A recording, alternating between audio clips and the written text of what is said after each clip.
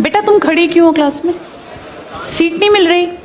आगे आ जाओ, third line में आ जाओ, थर्ड लाइन में बैठा लो बेटा इसको।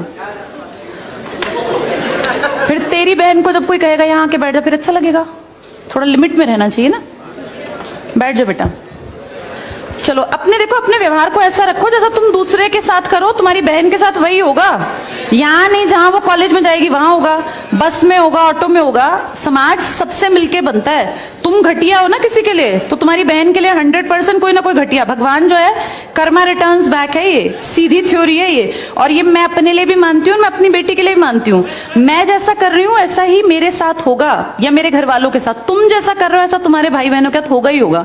हम किसी भी बेटी के साथ गलत करेंगे ना, तो अपने आप को इसके लिए तैयार रखना कि मेरी बहन भी पढ़ने निकलेगी। आज छोटी है तो कल निकलेगी। चाचा की बेटी, मामा की बेटी, ऐसा नहीं कोई घर में रिश्ते ही ना हो, माँ भी तो होगी।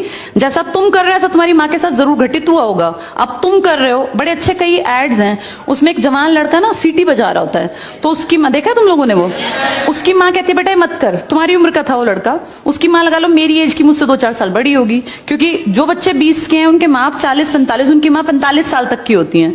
तो लगातार सीटियां बजा रहा है, उसकी माँ उसको कहती है बेटा मत कर, वो इरिटेट हो जाती है। तो वो फील करता है कि मेरी माँ ऐसा क्यों, मतलब क्यों चिढ़ रही है सीटी बजाने से, घर में बैठ के बजा रहा था सीटी।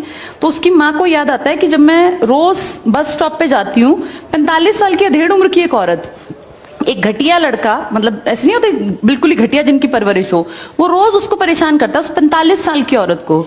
तो उसको फिर फील होता है कि ये मेरा बेटा जो हरकत कर रहा है ये उस लड़के से मेल खाती है। बहुत अच्छा ऐड है, उसका एसेंस बहुत अच्छा निकल के आता है कि एक्सप्लॉयटेशन सिर्फ जवान लड़कियों का नहीं होता। आप गलत कर रहे हो ना, कोई आपकी माँ के साथ, आपकी बहन के साथ कहीं ना कहीं कोई गलत करेगा फिर। इसलिए समाज को अच्छा बनाओ, क्लास को ऐसा बनाओ, कोई लड़की वहां से अगर आ रही है और तुम कह रहे हो यहाँ आ जा, तो ये ठीक है, ये अपने आप सोच के देखो। ये हमारी परवरिश को भी दिखाता है कि हमारी परवरिश कैसी माँ ने की है। अपनी बेटियों को जितने हम संस्कार देते हैं ना, उससे ज्यादा बेटों को देने चाहिए, क्योंकि गलत करने वाले लड़के ही तो है ना, किसी के प्रति गलत कमेंट करने वाले। ये ठीक नहीं होता।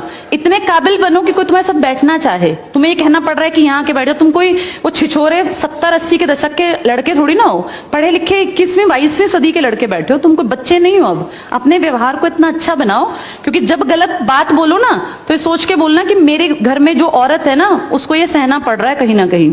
तुम ही लोगों ने समाज बना रखा है, इसको घटिया बना लो चाहे अच्छा बनाओगे तो पूरा समाज अच्छा बन जाएगा। घटिया बनाओगे तो तुम्हारी माँ को भी 100% सुनना पड़ता होगा, क्योंकि ये कर्म है, ये किसी को नहीं छोड़ते। तुम सबको 4 दीवारी में नहीं रख पाओगे, तुम्हारी माँ को भी कहीं ना कहीं बाहर निकलना पड़ता है। चाहे वो मार्केट सब्जी लेने जाती हो, गाँव में रहते हो तो गली में तो निकलती है ना, उसको भी सुनना पड़ता होगा, क्योंकि समाज बनाने वाले तुम ही लोग हो। तो ये ध्यान रखो सबको कि भाई किसी को हमारे किसी भी कमेंट से बुरा ना लगे, और इनको अलग मत समझो। जैसी तुम्हारी बहनें ऐसी ही ये हैं। पसंद आना कोई अलग बात होती है, पर व्यवहार अच्छा रखना चाहिए। तुम्हारी परवरिश अच्छी माने की है, कम से कम ये दिखा के चलना।